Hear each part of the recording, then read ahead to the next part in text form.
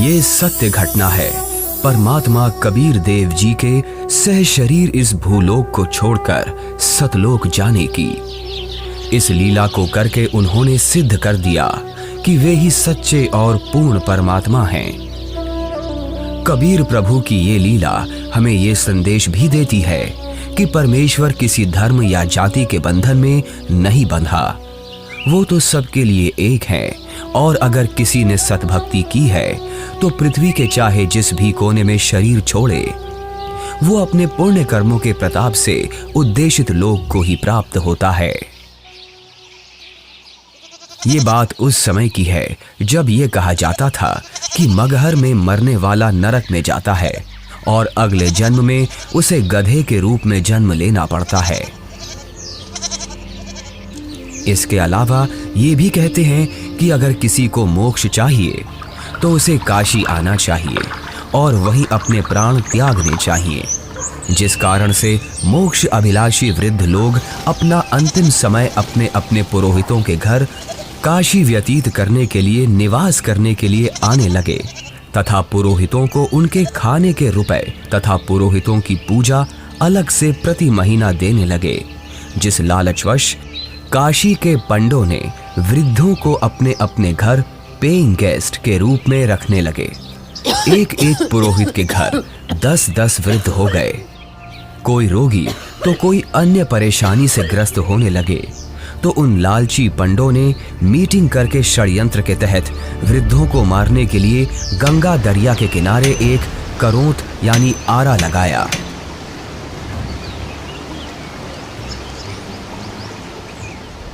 भ्रम फैलाया गया कि जो शीघ्र स्वर्ग जाना चाहता है तो इतने रुपए पूजा, जो उस समय की अधिकतम राशि थी, जमा कराओ।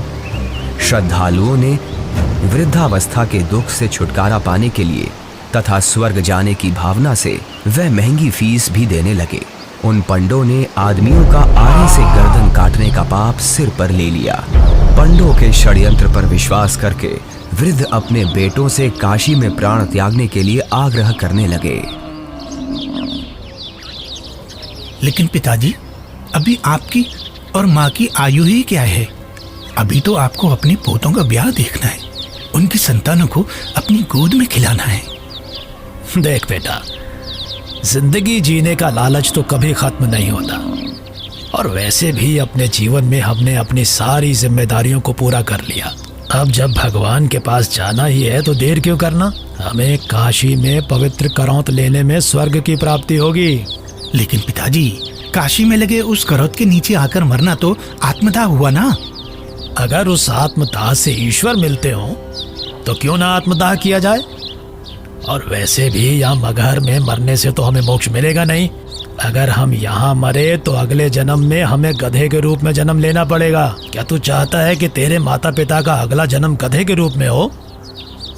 जितनी जल्दी हम काशी जाकर करौंत के नीचे मरेंगे उतनी जल्दी ही मोक्ष मिलेगा। लेकिन पिताजी। बस बेटा, तू हमारे साथ काशी चलकर वहां हमारी करौंत के नीचे आकर प्राण त्यागने की व्यवस्था कर दे। रामशंकर अपने माता पिताजी के साथ काशी के घाट पर पहुंचते हैं। वो उस घाट पर भी पहुंचे जहां करौंत लगा हुआ है।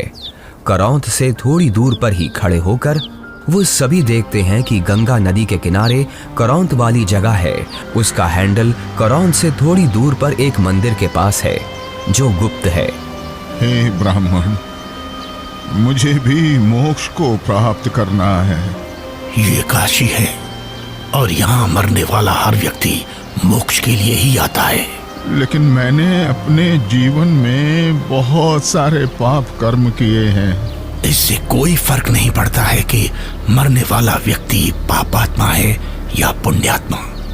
काशी में मरने वाला हर व्यक्ति स्वर्ग को जाता है और मगहर में मरने वाला हर व्यक्ति नरक को प्राप्त करता है। ठीक है,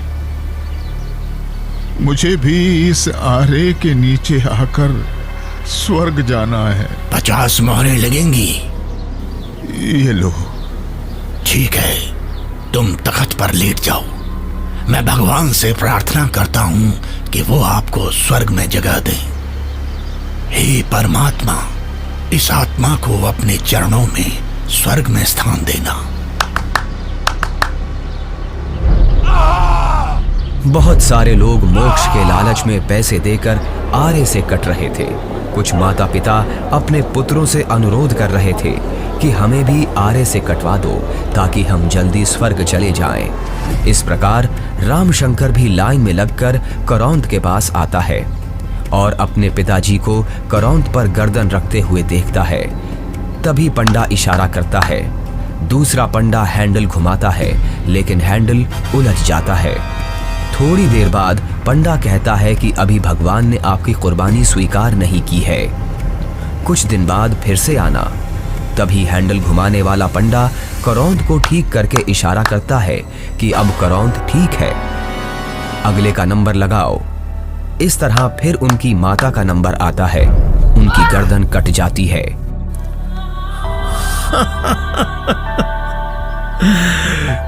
कितना भागा हूं मैं कि भगवान ने मेरी कुर्बानी स्वीकार नहीं की।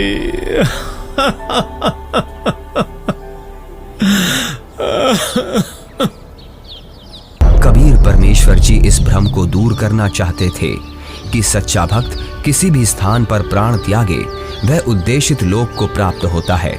सत्य कर्मों पुण्य कर्मों को करने वाला व्यक्ति, सत्य साधना करने वाला व्यक्ति संसार के चाहे जिस कोने में भी शरीर छोड़े और चाहे जैसे छोड़े, वो अपने पुण्य कर्मों के प्रताप से ईश्वर के पास चला जाता है, नरक नहीं जाता। लेकिन दुष्कर्मों को करने वाला इंसान चाहे जहां भी मरे, चाहे काशी हो चाहे मगहर, उसे नरक की ही प्राप्ति होती है। सतलोक को प्राप्त करने के लिए पुण्य कर्म जरूरी हैं, ना कि काशी क्रोध के नीचे मरना। कबीर जी क्षमा कीजिए, लेकिन हम इस बात से सहमत नहीं हैं। ये पुण्य कर्मों को करने वाला व्यक्ति चाहे काशी में मरे या मगहर मरे, उसे स्वर्ग की ही प्राप्ति होगी। सत्य ये है कि अगर कोई भी व्यक्ति काशी में मरता है तो वो चाहे पुण्यकर्मी व्यक्ति हो या पापकर्मी, उसे स्वर्ग की ही प्राप्ति होगी। और अगर कोई व्यक्ति मगहर में मरता है तो वो चाहे पुण्यकर्मी हो या पापकर्मी, उसे नरक की ही प्राप्ति होगी। और इतना ही नहीं, मगहर में मरने वाला अगले जन्म में गधे के रूप में ही जन्म लेगा, ये भी निश्चित है। उस व्यक्ति को भी स्वर्ग की प्राप्ति नहीं होगी। ठीक है, तो मैं फिर मगहर में ही शरीर का त्याग करूंगा और स्वर्ग नहीं, स्वर्ग से भी आगे सतलोक जाऊंगा। और आप सभी पंडितों से मेरा आग्रह है कि आप सभी मेरे साथ मगहर चलें और मेरे शरीर छोड़ने के बाद अपनी ज्योतिष विद्या का प्रयोग करके ईमानदारी से सभी लोगों को ये बता देना कि मैं कहाँ गया हूँ। लोगों के बीच का ये भ्रम दूर होना चाहिए कि मोक्ष केवल काशी मथुरा में शरीर का त्याग करने से नहीं होगा, बल्कि मोक्ष केवल यथार्थ भक्ति से और मर्यादा में रहकर अपने जीवन का निर्वहन करने से होगा। आज आपके मुक्ति का दिन है। करौंद के नीचे आकर मोक्ष पाने के लिए तैयार हो आप? इस आरे अर्थात करौंद से मुक्ति प्राप्त करने के लिए कितनी मोहरें लगेंगी? केवल 50। पिताजी, आपको उस करौंद के नीचे अपने प्राणों को त्यागने की जरूरत नहीं है। क्यों? पर बेटा फिर मुझे मुक्ति कैसे प्राप्त होगी? पिताजी, मैं अभी एक बड़े महापुरुष कबीर देव जी के पास से ही आ रहा हूं। उन्होंने कहा है कि जो व्यक्ति पुण्य कर्म करता है वो सतलोक ही प्राप्त करता है। उसकी मृत्यु चाहे जहां हो। बल्कि खुद कबीर जी मगहर में शरीर त्याग कर ये साबित करने जा रहे हैं कि मगहर में मरने वाला नरक नहीं जाता।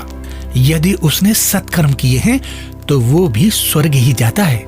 आपको करौंद के नीचे अपने प्राण त्याग करने की जरूरत नहीं है। पिताजी, इन दुष्टों ने माता जी की हत्या की है। ये पाप कर रहे हैं।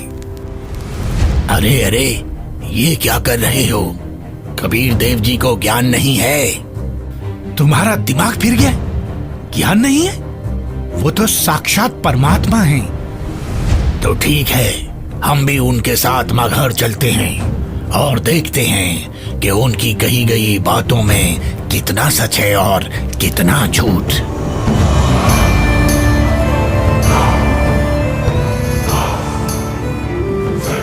वीर देव सिंह बघेल जी की जय।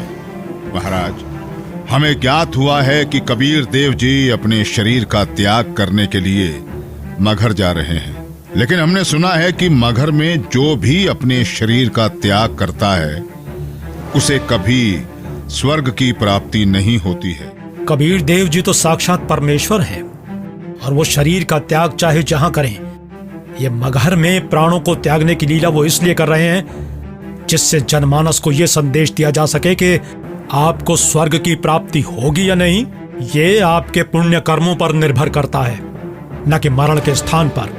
हमें कबीर देव जी के साथ जाना चाहिए। हाँ, हमें सिर्फ जाना ही नहीं है, अपितु कबीर देव जी के शरीर त्याग देने के बाद हमें उनके शरीर की रक्षा भी करनी है, जिससे उनका हिंदू धर्म विधि से अंतिम संस्कार किया जा सके। क्योंकि अगर हमने उनके शरीर की रक्षा नहीं की तो वो मुस्लिम उनके पार्थिव शरीर पर कब्जा करके उन्हें दफना देंगे। परमात्मा कबीर देव जी केवल हम हिंदुओं के भगवान हैं, उन मलेच्छ मुस्लिमों के नहीं। इसलिए हम आपको आदेश देते हैं, तुरंत ही सेना को हमारे साथ चलने को तैयार किया जाए। कबीर देव जी मगहर के लिए प्रस्थान करते हैं। वो नदी के किनारे से होकर गुजरते हैं, जंगल से गुजरते हैं। दिखता है कि उनके पीछे काफी सारे भक्त भी जा रहे हैं। कबीर प्रभु के साथ हिंदू और मुसलमान दोनों धर्मों को मानने वाले भक्त हैं। काशी के करौंत का समर्थन करने वाले पंडे हैं, विद्वान पंडित जिनके साथ सालिक राम भगवान की मूर्ति है, और बड़े बड़े टीका चंदन लगाने वाले पंडित जिनके साथ काफी सारी पुस्तकें हैं, वो भी कबीर प्रभु के साथ हैं। रामशंकर और उसके पिता भी कबीर प्रभु के साथ हैं। तभी उनके पीछे वीर देव सिंह की सेना भी आ जाती है। वीर देव सिंह कबीर देव जी को प्रणाम करते हैं। कबीर प्रभु के पीछे काफी सारे भक्त और सेना भी चल रही है। कबीर प्रभु चलते रहते हैं और जो भी कबीर प्रभु को जाते हुए देखता है उनके पीछे चल देता है।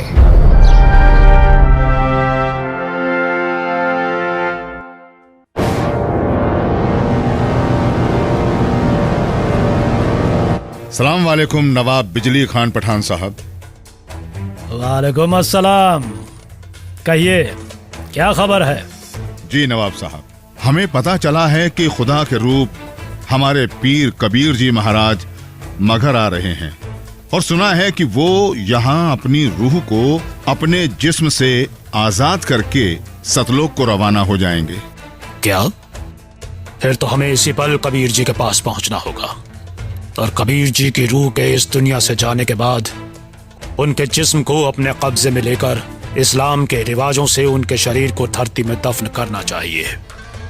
और इस बात का भी ख्याल रखना चाहिए कि उनका जिस्म काफिर हिंदुओं के हाथ न लगे। जी नवाब साहब, ऐसा ही होना चाहिए। सेना को हमारे साथ कबीर जी के पास चलने के लिए फौरन तैयार किया जाए, लेकिन कबीर जी को इस बात की अभी भनक न लगे।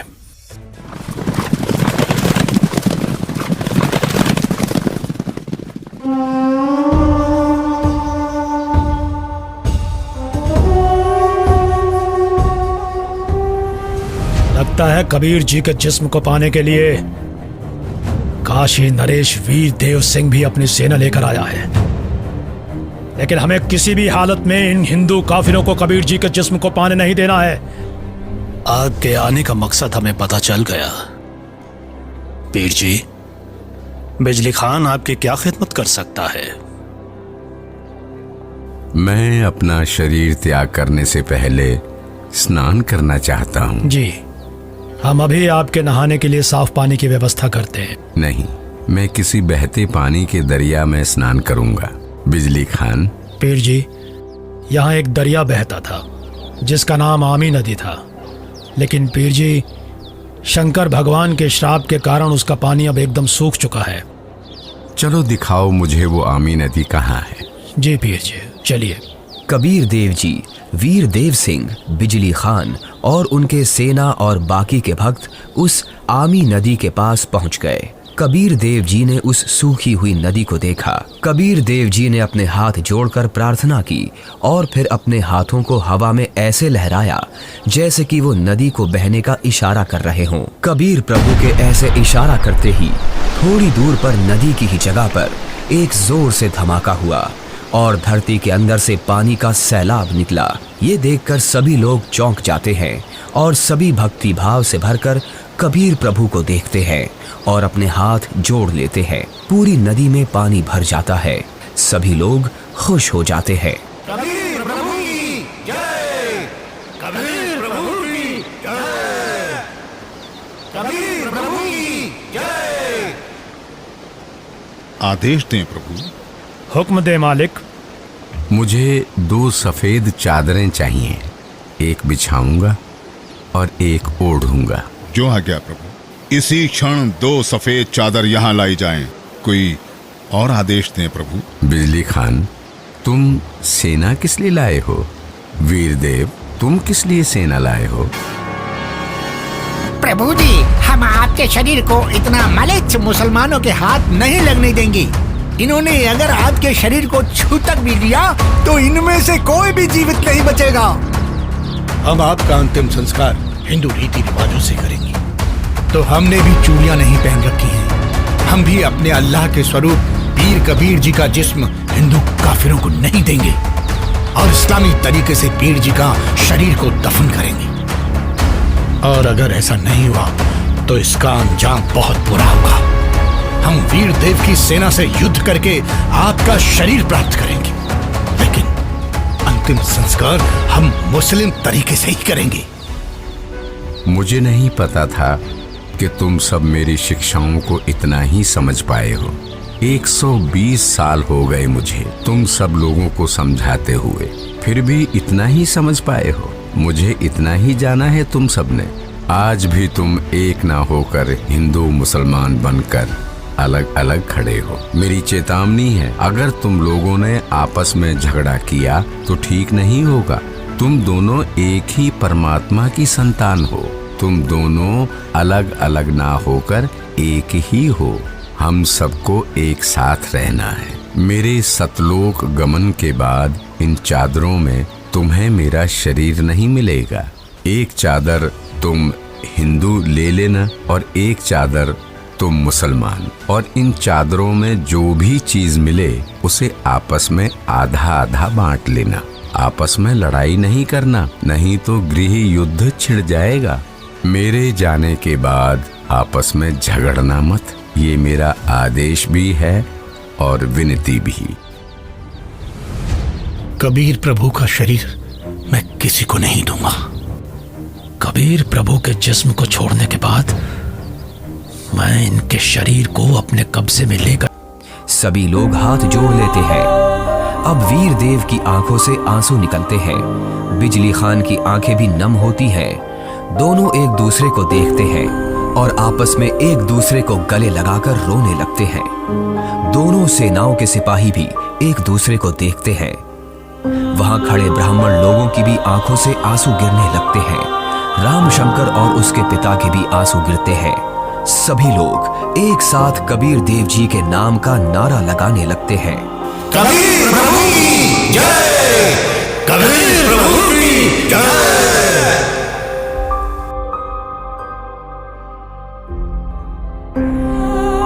कबीर प्रभु, हमको माफ करना, हमने आपको पहचाना नहीं। आप तो खुद अल्लाह ही थे। बहुत बड़ी गलती हो गई हमसे। हमने भगवान को नहीं पहचाना। कबीर प्रभु की बात हमने नहीं मानी। अब हम सब एक होकर रहेंगे और उनकी कही सारी बातें मानेंगे। या अल्लाह, माफ कर हमें। भगवान माफ करो हमें। कबीर भगवान हमें माफ करो। भगवान हमें माफ करो। फिर हिंदू और मुसलमानों ने आपस में वो फूल बांट लिए और मगहर में ही कबीर प्रभु की याद में 2 अलग अलग स्थानों का निर्माण किया। और फिर उन्हीं में से कुछ फूल लाकर वीरदेव सिंह ने काशी में चौरा का भी कबीर प्रभु जी के स्थान का निर्माण किया। उसे कबीर चौरा नाम से जाना जाता है। वहां पर कबीर पंथ का बहुत बड़ा आश्रम बना है। कबीर प्रभु जी ही सच्चे और पूर्ण परमात्मा हैं, जिन्होंने हम सबको रंग भेद, जाति